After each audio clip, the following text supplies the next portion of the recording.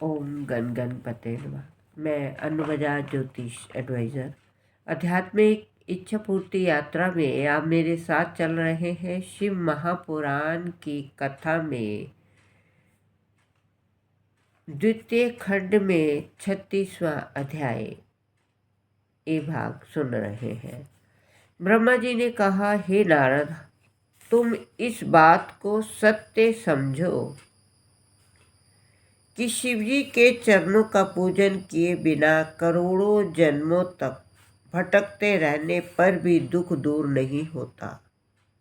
अस्तु जो बुद्धि बाद में प्राप्त होती है वह यदि पहले ही प्राप्त हो जाए तो किसी को कष्ट न भोगना पड़े। अब मैं शिवजी की अन्य लीलाओं को कहता हूँ, उन्हें सुनो। भगवान सदाशिव ने सब लोगों को के द्वारा की गई स्तुति एवं प्रार्थना को सुना तो उन्हें अत्यंत प्रसन्नता प्राप्त हुई। उस समय उन्होंने मुस्कुराते हुए कहा, हे देवताओं, दक्ष ने बकरे की जिह्वा होने के कारण गलबल के रूप में जो उत्तम स्तुति की वह इस प्रकार है। जो मनुष्य हमारी प्रार्थना करेगा उसे संपूर्ण रिद्धि सिद्धियों की प्राप्ति होगी। हे सभासदों, हम ब्रह्मा तथा विष्णु संसार को मुक्ति भुक्ति प्रदान करने वाले पारब्रह्म परमेश्वर हैं। हम तीनों गुणों से परे हैं। सच्चिदानंद रूप ब्रह्म केवल हम ही हैं। ब्रह्म विष्णु अन्य सब जीव हमारे ही स्वरूप है।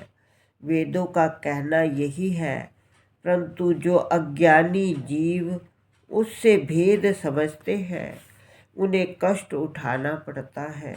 जो मनुष्य हम तीनों देवताओं को अन्य प्राणियों के समान ही विचरता है और उसमें किसी प्रकार का भेद नहीं मानता वह उच्च पद को प्राप्त होता है। जो हम तीनों को भिन्न भिन्न करके देखता है वह सहस्त्रों युगों तक शोक में डूबा रहता है। इसमें सब लोगों को उचित है कि वे श्रेष्ठ बुद्धि का आश्रय ग्रहण कर सब देवताओं तथा मुनियों की सेवा किया करें। ब्रह्मा की पूजा के बिना विष्णु का पूजन व्यर्थ है और विष्णु की सेवा किए बिना मैं कभी प्रसन्न नहीं होता। इस बात को भली भांति जान लेना चाहिए। इस प्रकार शिवजी ने सबको संबोधित करने के उपरांत भृगु ऋषि की ओर देखते हुए कहा, हे भृगु, तुम जो चाहते हो वही होगा। संसार में जो व्यक्ति विष्णु तत्व अथवा हम में भेद मानेगा अथवा विष्णु का भक्त होकर हमारी निंदा करेगा अथवा हमारा सेवक बनकर विष्णु की बुराई करेगा वह अवश्य ही नरक को प्राप्त होगा।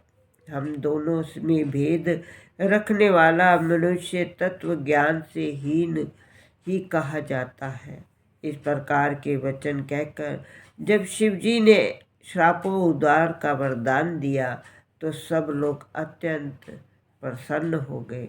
दक्ष भी अपने परिवार सहित प्रसन्न हो आनंद में डूब गया। उस समय सब ओर से जय जयकार हर हर की ध्वनि सुनाई देने लगी।